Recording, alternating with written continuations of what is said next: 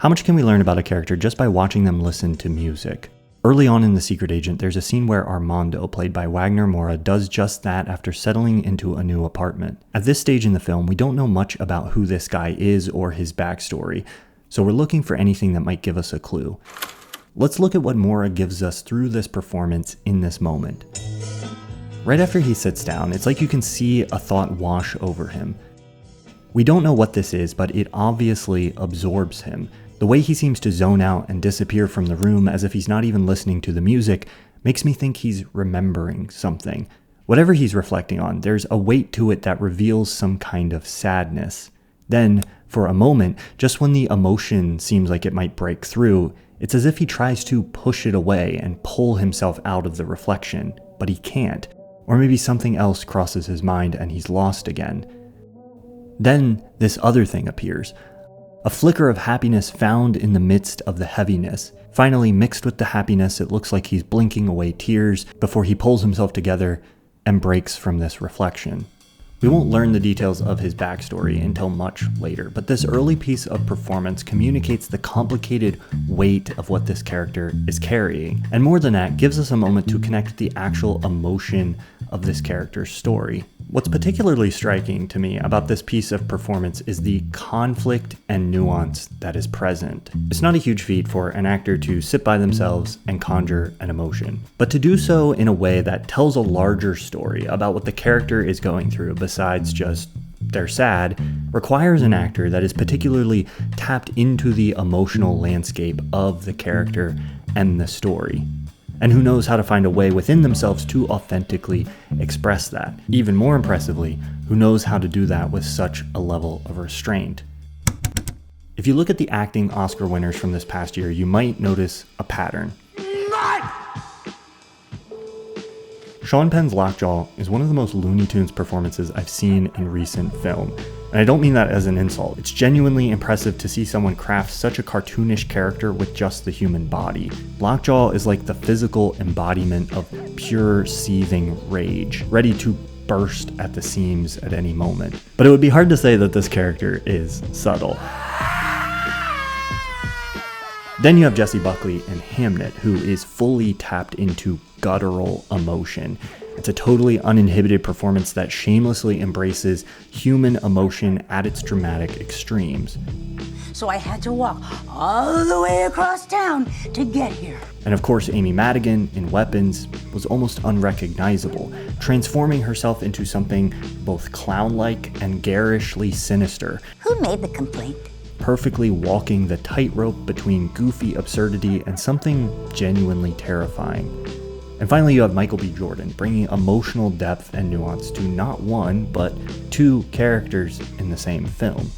I liked all of these performances. I respect the craft involved in these roles, have been fans of these actors' work for years, and don't think any of them are undeserving of the recognition they received. But it's often said that the Oscars tend to award most acting over best acting, and it's very hard not to see this year's winners as an affirmation of that bias. But I often find subtle, layered performances just as compelling and sometimes more affecting than the big swings, transformations, or bold displays of emotion. For example, while Sean Penn's Lockjaw was entertainingly cartoonish and fresh, why do we judge it as necessarily more deserving of an award than Benicio del Toro's stoic and firm yet still warm sensei? Don't go dark on me, Bob. Doesn't it take just as much acting chops to craft this character, who simultaneously makes sense within the absurdity of the Thomas Pynchon-inflected world of one battle after another, yet who still feels like a lived-in, fully realized human with a life and history that exists outside the film? Or how do we judge the quality of those two performances against the subtle intensity that Regina Hall brings to her performance in the film with very little screen time? Baby, don't be scared. For me personally, this scene was one of the most emotionally gripping in the film.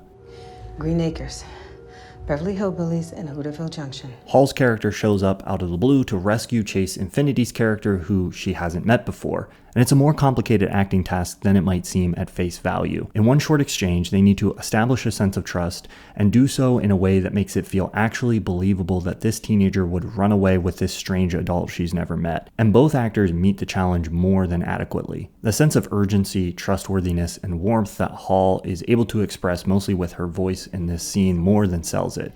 I am here to help, but we have to leave here right away. Look, I knew your mom and your dad.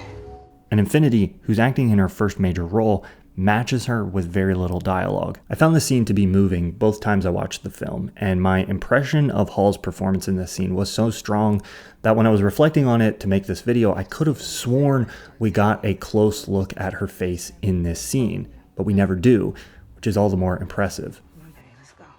Her work throughout the film is a masterclass in packing a punch with very little time on screen. But I do get why the bigger, showier performances tend to get more nominations and win more awards.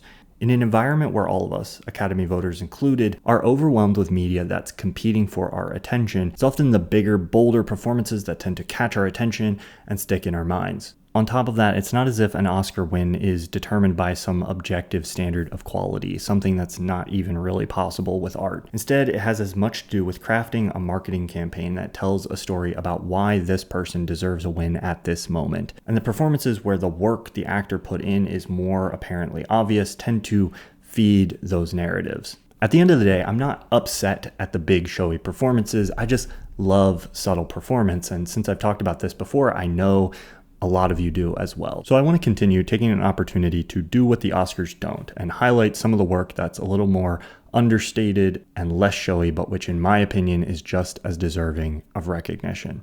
I've already talked about what Wagner Moura does in this scene from The Secret Agent, but there's another moment a little later that is maybe one of my favorite bits of performance from all of 2025. It plays best within the context of the film, but it's another incredible example of a moment that, without doing much, suggests a very rich, layered, and complicated emotional past for these characters.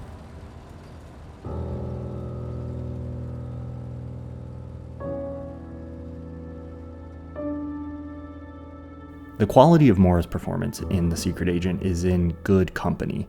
The movie as a whole is a masterclass in great, subtle performances. Luciano Sciaroli as Henrique Girardi, who's sort of the arch-villain of the film, feels every bit as menacing to me as any other villain we saw last year. Subtler villainy can be difficult, but Sciaroli pulls off the kind of blatant contempt and hostility that's lightly shrouded within corporate austerity and professionalism that really helps you understand the righteous anger that drives Armando into the situation that kicks off the film.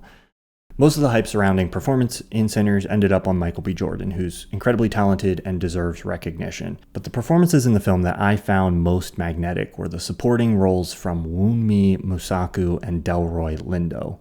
Both of these actors do something with these roles that I've always found a little magical. They just seem to show up on the screen as the character, feeling like the character's always been a part of this world. And I'm not sure exactly how actors pull this off. I think it's often a combination of great casting and a bunch of small, almost imperceptible choices that end up giving the character a very lived-in feel. Lindo especially feels like he just is this guy. You ain't paying no $20 a night. You paying $20 maybe tonight. Which is an incredible testament to his ability. But I think the seeming effortlessness with which he accomplishes this performance undersells the talent on display here. I'm sure people are sick of me talking about sentimental value at this point, but I can't talk about subtle performance without mentioning the performances from Renate Reinsve and Stellan Skarsgård. Both these actors face a particular challenge with these characters, in that much of what is creating the tension and conflict in the film is their shared inability to really open up and express how they feel. You might think that playing a character that's less emotionally expressive might be an easier task, but you don't want the audience to think or feel that the characters aren't actually feeling emotion. You still need to show the audience the layers of emotion that are alive within this character, all while showing the audience that they're trying to repress and hide these emotions beneath the surface. there are bigger, more dramatic moments that I could point to in this film as examples of what makes these performances great. But instead, I want to highlight a few of the very tiny moments we see throughout the film. Like with Mora's performance in The Secret Agent, we often get a sense of the conflict that these characters are experiencing internally. In moments like this, it's as if we literally see Nora wanting to say more, but holding back as these momentary flickers of emotion happen on her face. Tusen tack. When Borg looks at a room, we can feel the weighty significance of that room even before we know anything about it. And when he turns and catches sight of Nora across the house, the briefest smile tries to peek through the sadness weighing him down. Later, he asks if she's okay. And we can see suddenly she's posturing in an almost unnoticeable but kind of stiff way that seems to indicate a defensive shield the character is putting up. And in this scene, which happens not long after she's stormed out of a meeting with her father, the way she adjusts and slightly stiffens her posture when her father enters gives away her concern about how seeing him is going to go. In the brief exchange that follows, we can see both of them check in with each other as if to say, "Are we good?" Well, they refuse to acknowledge the situation whatsoever explicitly in the dialogue. Hej pappa.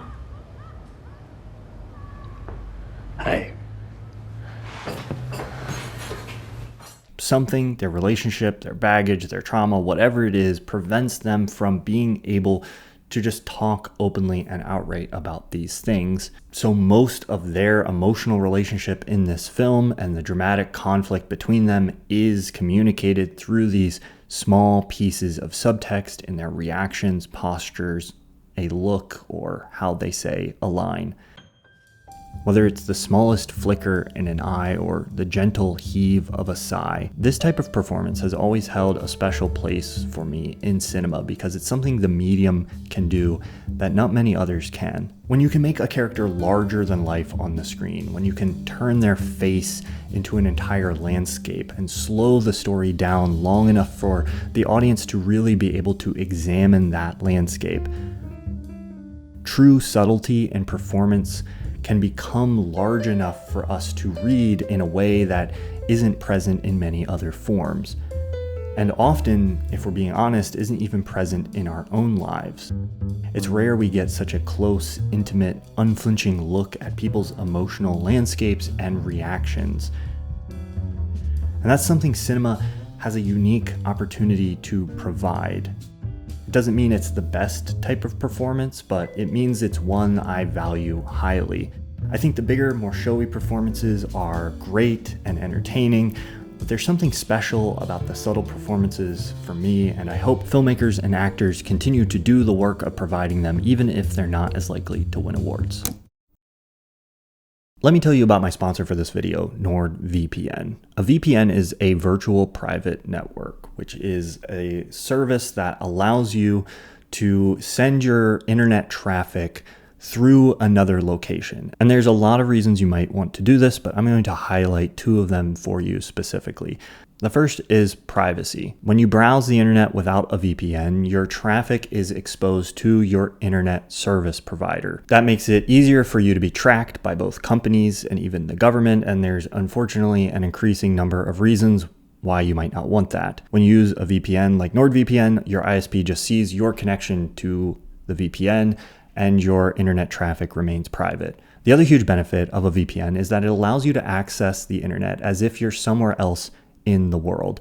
This can help you avoid price gouging and get better deals on things like flights and hotels. And it can also help you access content more freely if you live in a place where the government or corporations have censored or restricted the content that's available to you. In addition to the benefits of a VPN, there's a lot of other Nord-specific features that help protect your privacy and security online. It's very affordable. I've been working with and using NordVPN for years, and you can get an exclusive deal along with 4 months extra when you go to nordvpn.com/tflight. You can click the link in the description below, or again, go to nordvpn.com/tflight to get that exclusive deal.